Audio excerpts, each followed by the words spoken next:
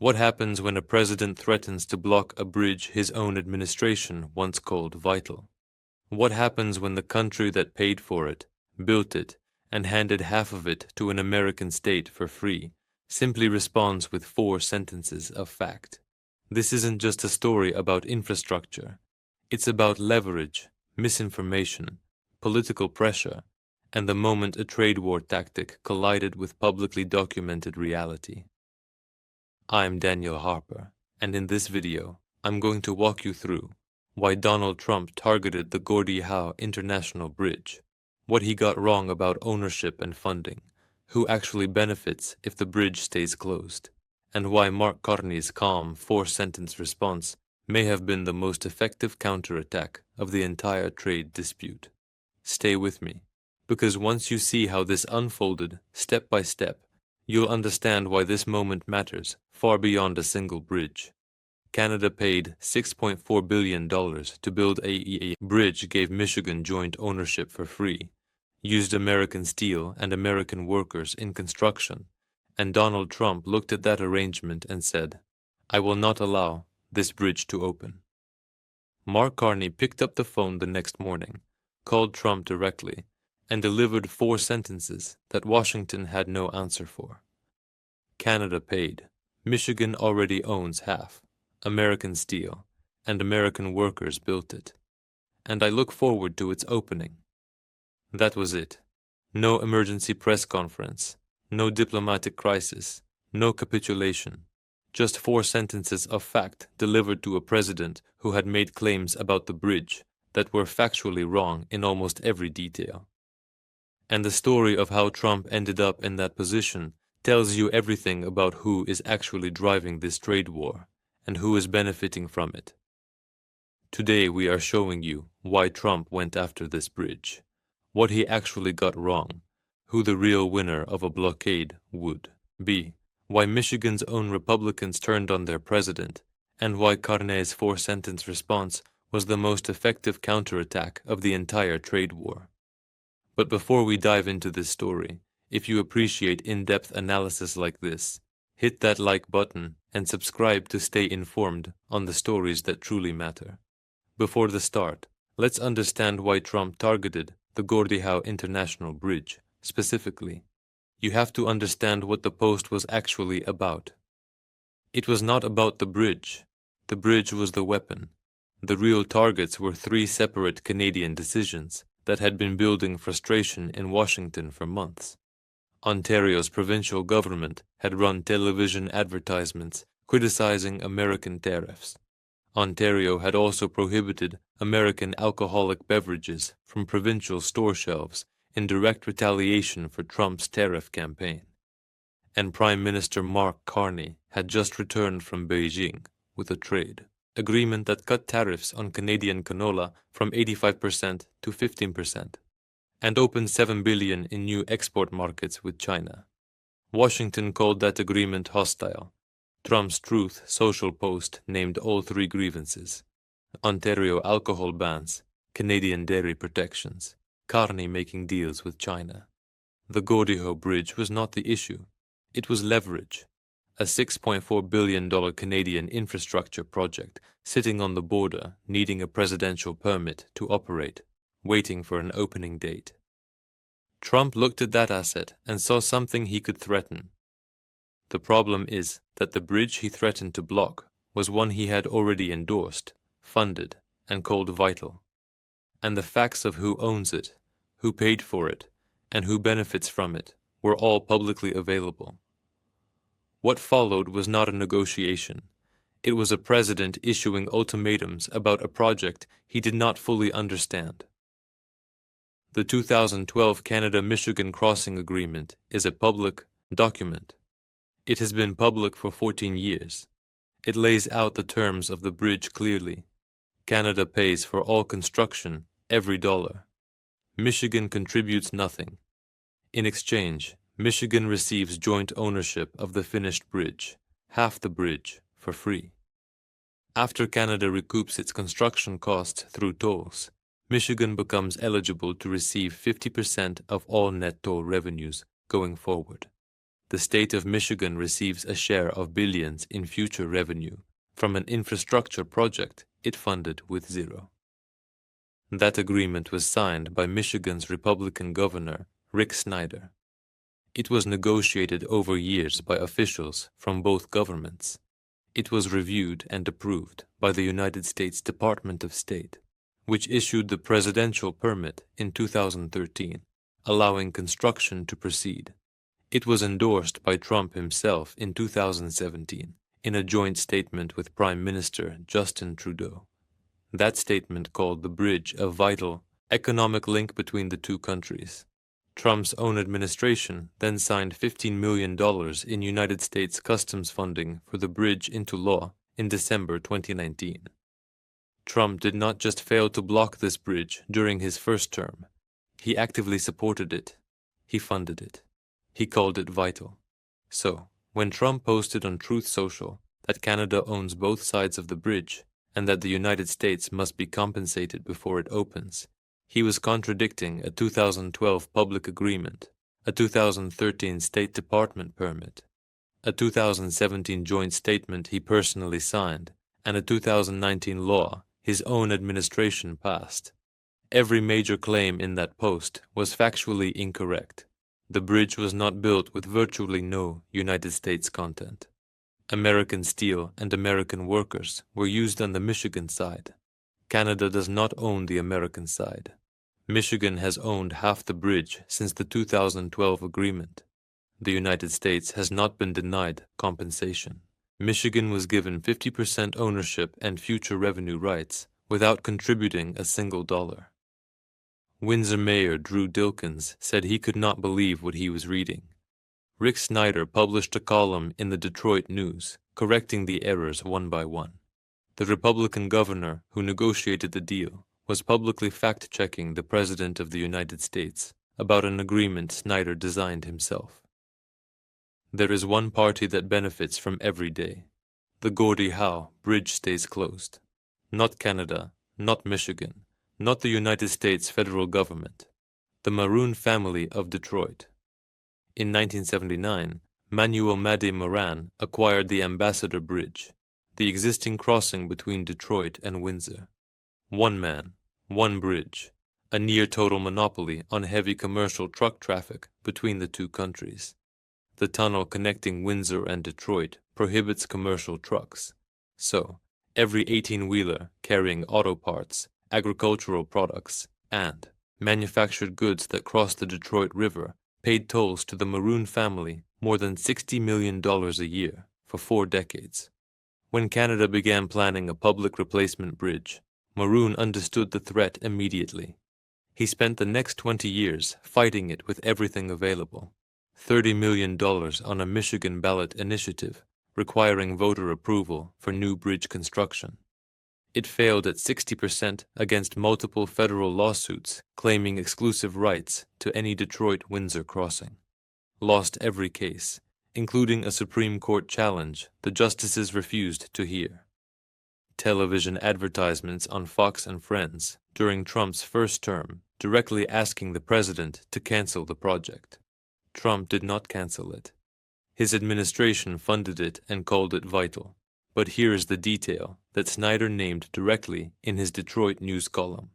The Maroon family are major Republican political donors. They have lobbied against the Gordie Howe project in Lansing and in Washington for years, and now with the bridge days from opening, a presidential threat that blocks it delivers exactly what 2 decades of litigation could not. Sander wrote that there would be one big winner if Trump succeeded in blocking the bridge. Not Canada, the Maroon family. He said picking this bridge as leverage does not make sense. The stoppage would primarily harm Americans. It was not a partisan attack. It was a factual assessment from the man who designed the agreement. Michigan House Speaker Matt Hall, a Republican defending Trump's threat to reporters, mentioned that there was already a bridge owned by an American family. He suggested those owners could also be subject to retaliatory tactics from Canada. The Morand family was being named in a press briefing about why blocking the Gordie Howe was a good idea. No one at the White House addressed the connection. No statement engaged with Snyder's column. No official explained how blocking a public bridge that benefits Michigan workers and Michigan's auto industry serves Michigan's interests better than it serves the interests of one billionaire family that has collected monopoly tolls since 1979. Trump's threat was supposed to demonstrate American leverage over Canada. What it demonstrated instead was that the most important swing state in American politics would not follow the president into a fight against its own infrastructure. Senator Alyssa Slotkin, a Democrat, was direct. Canceling this project will have serious repercussions for Michigan businesses, supply chains, and ultimately higher costs for Michigan consumers. She said Trump was punishing Michiganders for a trade war he started. Michigan Governor Gretchen Whitmer, who has maintained an unusually cooperative relationship with Trump throughout his second term, did not stay quiet. Her press secretary, Stacey LaRouche, issued a statement calling the bridge all about jobs, good for Michigan workers, good for Michigan's auto industry. She noted that Canada financed the construction, union workers from both sides of the border built it, and it operates under joint ownership. She called it a tremendous example of bipartisan and international cooperation. The Canadian Chamber of Commerce said, blocking or barricading bridges is a self-defeating move. Modern border infrastructure strengthens shared economic security. The path forward is building bridges, not deconstructing trade corridors. And then Rick Sander published his column. The Republican who negotiated the original agreement, signed it, celebrated the groundbreaking, and designed the ownership structure that gave Michigan 50% of a $6.4 billion bridge for free. Wrote publicly that Trump's threat primarily harms Americans, that the leverage makes no sense, that the one big winner is the Maroon family. This was not Canadian opposition to an American president. This was Michigan's governor, Michigan's senator, Michigan's former governor, and Michigan's business community, all telling the same president that he was wrong about a project in their state, a project that American workers built, a project that American companies depend on, a project that gives Michigan 50% ownership of one of the most important land crossings on the continent. The reason Michigan pushed back so hard is that the Gordie Howe Bridge solves a problem that has cost American businesses money for decades. The Ambassador Bridge was built in 1929, 97 years old. Its approach on the Canadian side connects to city streets in Windsor, meaning commercial trucks must navigate surface roads, traffic lights, and urban intersections before reaching the highway. That routing cost time, and time is money for every trucking company, auto manufacturer, and logistics provider moving goods across the Detroit River. The Gordie Howe connects directly to Ontario Highway 401 on the Canadian side, and Interstate 75 on the American side, freeway to freeway. No city streets, no traffic lights, no delays caused by a 19th century road network that was never designed for 8,000 trucks a day. A University of Windsor study calculated that the Gordie Howe Bridge cuts up to 20 minutes off commercial crossing times. Over 30 years, that saving translates to $2.3 billion in reduced costs for truckers and the industries they serve. That money flows to American auto manufacturers, American agricultural shippers, American logistics companies. The efficiency gain is shared across the border. The bridge also eliminates the most dangerous vulnerability in North American supply chains. If the Ambassador Bridge closes for any reason, heavy commercial truck traffic across the Detroit River stops completely. The tunnel prohibits them. There is no alternative. A mechanical failure, a structural emergency, a protest blockade. Any disruption to one privately owned aging bridge creates a commercial shutdown on a corridor that handles a quarter of all Canada, United States merchandise trade. The integrated North American auto industry, which crosses the border multiple times before a vehicle is finished, would stop. The Gordie Howe creates the redundancy that makes both economies more resilient. Blocking it does not protect American interests. It locks in a vulnerability that Canada and the United States have been trying to eliminate for 25 years. Trump's post went up on the evening of February 9th, 2026. Carney called Trump the following morning. The call did not require a long argument. Carney laid out 4 facts. Canada paid $4 billion to build the bridge. The state of Michigan and the government of Canada share ownership under the 2012 agreement. Canadian and American steel were both used in construction. Canadian and American workers both built it. Then Carney walked out to speak to reporters on Parliament Hill. He did not look like a man managing a crisis. He said he told Trump this is a great example of cooperation between the two countries. He said he looks forward to its opening. He noted the importance of commerce, tourism, and the everyday crossings of Canadians and Americans using it. He asked United States Ambassador Pete Hora, who is from Michigan and understands what the bridge means to his home state, to help smooth the conversation going forward. And then Carney mentioned that Canada's women's hockey team was going to beat the Americans that day. 4 facts, 1 diplomatic assignment, 1 piece of hockey commentary. The White House issued a statement afterwards saying it was unacceptable for Canada to own the bridge fully, but Canada does not own the bridge fully. Michigan owns half. That had been stated publicly by Carney, by Michigan's governor's office, by the Republican former governor who designed the agreement, and by every major news organization within hours of Trump's original post. The White House was responding to a version of events that had already been publicly corrected multiple times. Carney did not convene emergency cabinet meetings, did not threaten counter-tariffs, did not make this a constitutional confrontation about presidential authority. He stated 4 facts, asked a Michigan ambassador to help, and described the conversation as positive. That is a strategy, not a concession. The difference matters. There is one question the Trump administration has not answered. Not in any press briefing, not from Greer's Fox Business interview, not from any White House statement.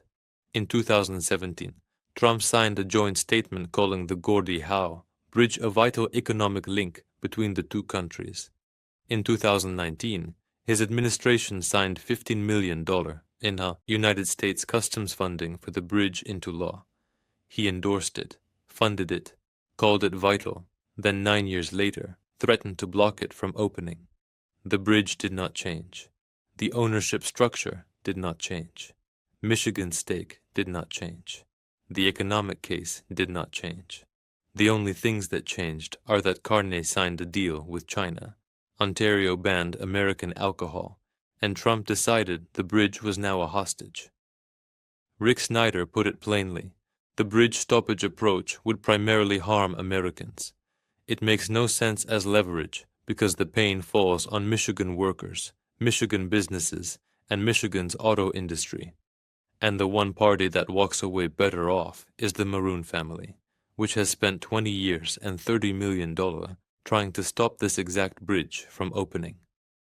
That context is not being discussed in Washington, but it is being discussed in Michigan and in Ottawa, and by anyone who read Snyder's column. Trump went after a bridge Canada paid for, Michigan owns half of, American workers helped build, and American businesses depend on. Carney corrected the record in 4 sentences. Michigan's governor, senator, and former governor all pushed back, and the bridge kept moving toward its opening date. That is not what winning a trade war looks like. That is what happens when leverage is chosen without understanding what it actually cost. Canada built something, paid for all of it, gave half away, and it is opening anyway. 6,000 Canadians will cross that bridge every day to work in Detroit. 8,000 trucks will move between the two countries through a crossing that cuts 20 minutes off every commercial journey. The auto industry that employs workers in both countries will have a redundant route that makes the supply chain more resilient. and the Maroon family will face the competition it spent $30 million trying to prevent. Trump threatened to stop all of that with one Truth Social post. Carney answered with 4 sentences. The bridge is opening. That is not weakness.